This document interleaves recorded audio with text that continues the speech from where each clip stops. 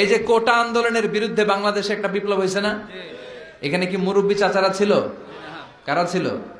আমার দেশের দামাল ছেলেরা, তারুণ্যের উচ্ছ্বাস নিয়ে তারা এসেছিল। তারা জ্বলে উঠেছিল আপন শক্তিতে। চিল্লা এখন ঠিক কিনা? এজন্য যুবকরা চাইলে অনেক কিছু করতে পারে। তোমাদের উপর নির্ভর করছে আগামীর ভবিষ্যৎ। যুবকরা যদি ইসলামের পথে আসে, ভালো থাকবে বাংলাদেশ। যুবকরা যদি কোরআন মানে, নিরাপদে থাকবে আমার লাল সবুজের পতাকা। যুবকরা যদি ইসলামকে মেনে চলে, তাহলে আগামীর ভবিষ্যৎ ইসলামের ভবিষ্যৎ। জোরে কোন ঠিক কিনা? কারণ যুবকদের মধ্যে আছে প্রাণ ঢালা উচ্ছ্বাস। মুরব্বীদের স্বাদ আছে কিন্তু সাধ্য নাই। মুরব্বীরা চায় অনেক কিছু করতে, কিন্তু করে দেখাতে পারে? মাজায় ব্যথা, কোমরে ব্যথা। আগামীর নেতৃত্বে মুরব্বী নয়, যুবকদেরকে এগিয়ে আসতে হবে। চিল্লায় বলো ঠিক কিনা? যুবকদের রক্ত গরম। তারা চাইলে একটা বিপ্লবকে নেতৃত্ব দিতে পারে। They can lead a revolution.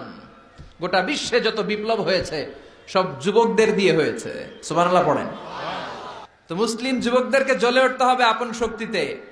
এরপরে নিরাপদ সড়ক চাই, একটা আন্দোলন হয়ে গেছে এই দেশে। ওইখানে কি মুরব্বীরা নেতৃত্ব দিয়েছিল? অবাক লেগেছে। প্রাইমারির ছেলেরা, হাই স্কুলের ছেলেরা আইন কিভাবে করতে হয় এবং কিভাবে সেই আইন মানাতে বাধ্য করতে হয়, প্রশাসনের চোখে আঙ্গুল দিয়ে তারা গোটা বাংলাদেশকে দেখিয়েছে। যেরকম ঠিক কিনা? র্যাবের গাড়ি আটকে ফেলছে, পুলিশের গাড়ি আটকাই দিচ্ছে, মন্ত্রীর গাড়ি আটকে দিছে। বলছে লাইসেন্স দেখেন, show me the driver's licence. খবর আছে না নাই? স্যার স্যামুয়েল হ্যান্টিংটন একটা বই লিখে গোটা বিশ্ব কাঁপিয়েছে, দ্য ক্ল্যাশেস অফ সিভিলাইজেশন, সভ্যতার সংঘাত।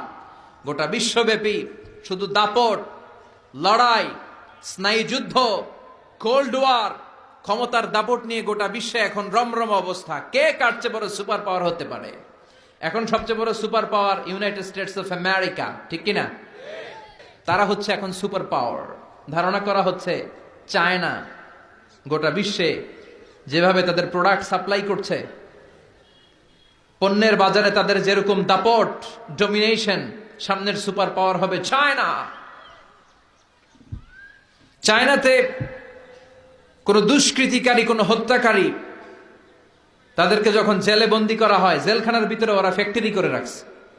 জেলে ঢুকবি তো কাম করে খা, আছে না নাই? কি সুন্দর অ্যাটিটিউড। যে যেই কাজ পারে জেলখানার ভিতরে ওই ফ্যাক্টরি। আগামীর সুপার পাওয়ার হতে যাচ্ছে চায়না। পলিটিক্যাল অ্যানালিস্ট যারা আছে, রাজনৈতিক বিশ্লেষক, তারা বলছে যে চায়নার পরে চলে আসতে পারে India super power, Narendra Modi. সভ্যতার সংঘাত আদিকাল থেকে আজ পর্যন্ত আছে না নাই? একটা সময় ছিল সিন্ধু সভ্যতা, আমরা শুনেছি মহেঞ্জোদারো সভ্যতা, বৈদিক সভ্যতা, ইনকা সভ্যতা, চিচেন এৎজা সভ্যতা, প্রাচীন মিশরীয় সভ্যতা, ব্যাবিলনীয় সভ্যতা, গোটা বিশ্বব্যাপী মেসোপটেমীয় সভ্যতা। এরকম অনেক সভ্যতার আবির্ভাব ঘটবে। আবার কালের বিবর্তনে, সময়ের আবর্তনে এরা হারিয়েও যাবে।